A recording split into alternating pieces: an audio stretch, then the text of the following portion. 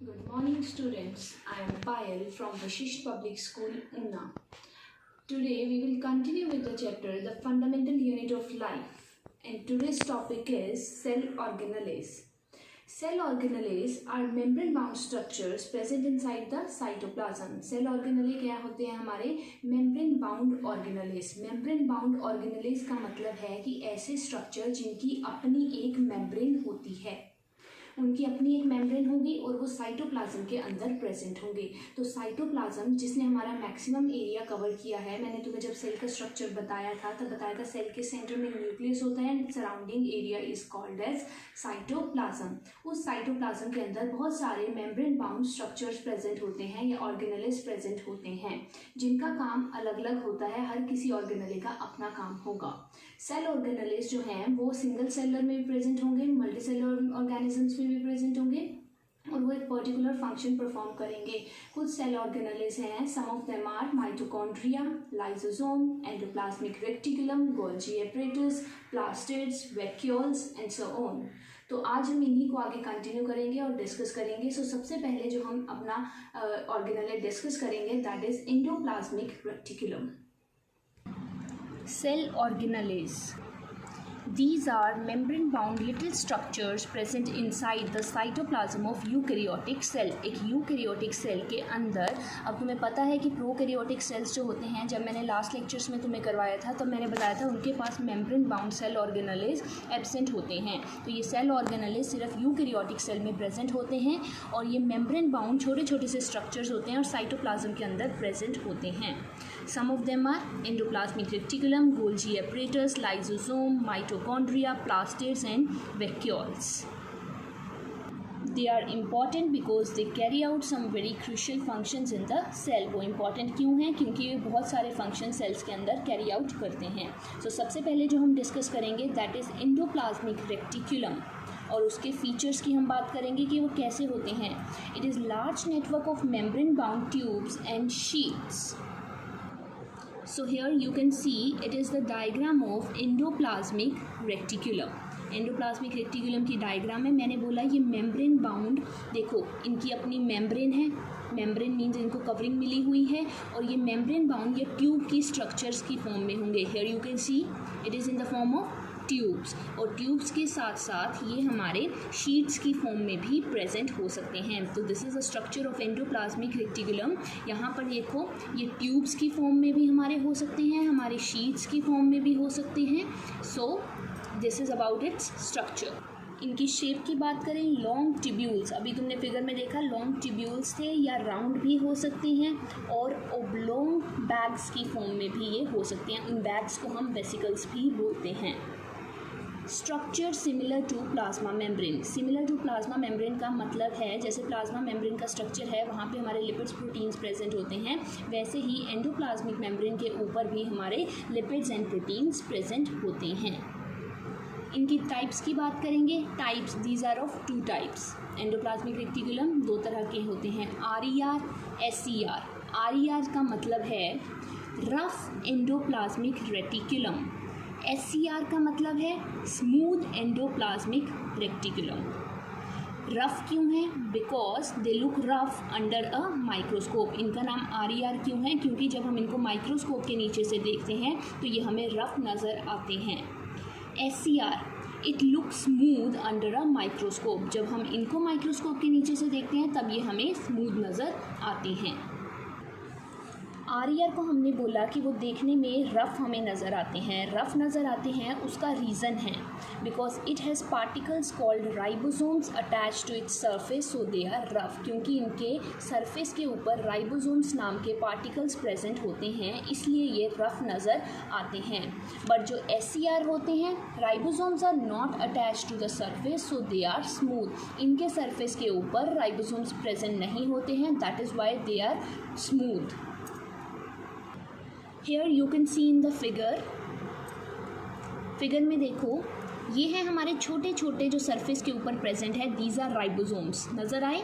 These are ribosomes. अब इनके surface के ऊपर जब हम इनको माइक्रोस्कोप से देखते हैं राइबोसोम्स हमें ये नज़र आते हैं, that is why they are called as rough endoplasmic reticulum. These all are, ये देखो तुम्हें ये नज़र आ रहे होंगे, ये सारे हमारे राइबोसोम्स हैं, इसलिए इनको रफ एंडोप्लाज्मिक रेटिकुलम कहा जाता है। But here you can see, यहाँ पर कोई भी राइबोसोम प्रेजेंट नहीं है, तो ये कौन सा एरिया है हमारा, स्मूथ एंडोप्लाज्मिक रेटिकुलम, जहाँ पर कोई भी राइबोसोम्स प्रेजेंट नहीं है। ये that is why they are smooth and they are rough.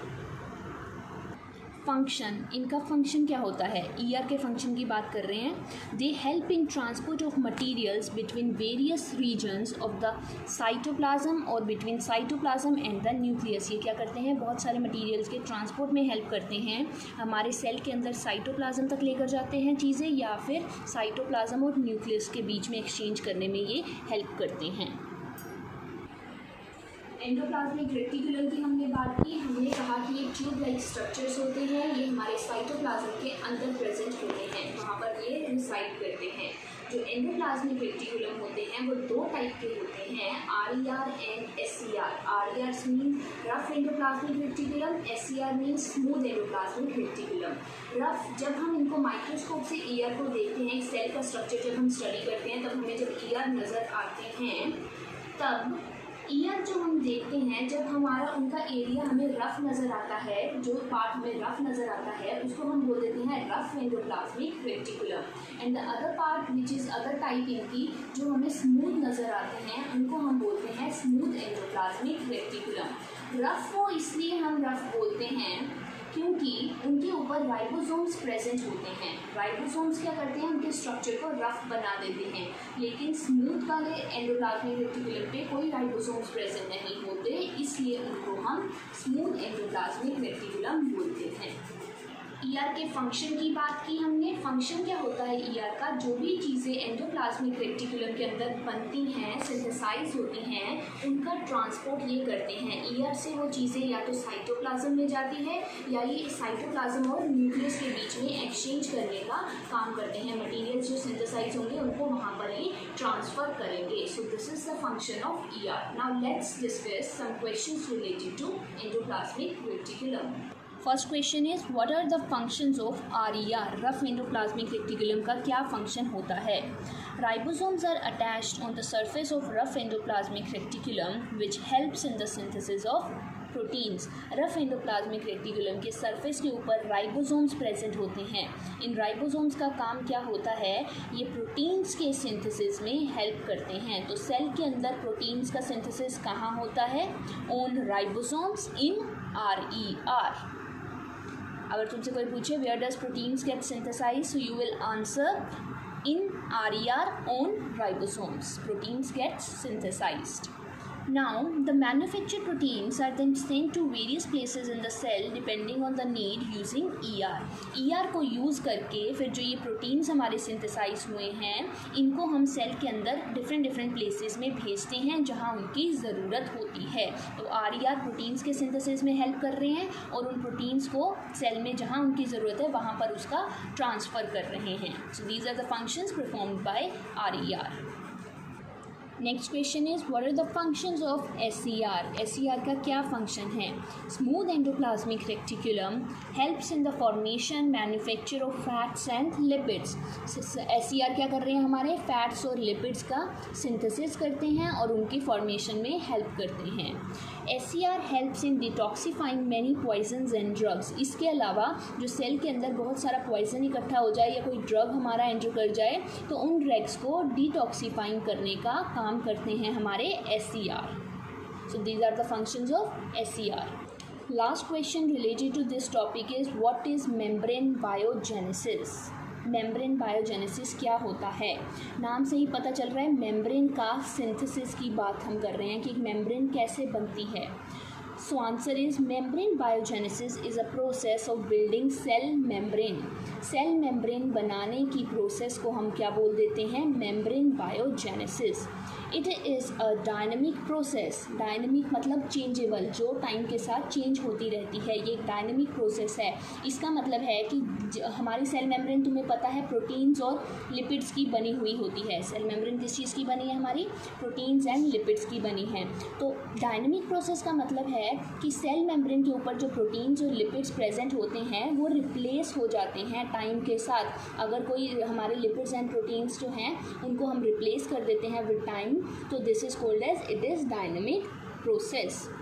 Some of the membrane proteins and lipids required for membrane biogenesis are synthesized by endoplasmic reticulum. Endoplasmic reticulum का काम क्या होता है? सेल मेम्ब्रेन बनाने के लिए जो प्रोटीन्स और लिपिड्स की हमें ज़रूरत होती है, उनमें से कुछ प्रोटीन्स और लिपिड्स को हमारे सेल मेम्ब्रेन की लिपिड्स को हमारे एंडोप्लाज्मिक रेटिकुलम बनाता है. So this is the process of membrane biogenesis. It is the process of building cell membrane.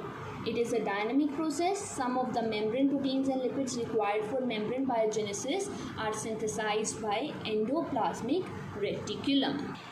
So this was all about endoplasmic reticulum, where we discussed its type, its structure and the questions related to this topic. So हम आज का topic यही finish करते हैं. बाकी के cell organelles we will discuss in next lectures. Thank you.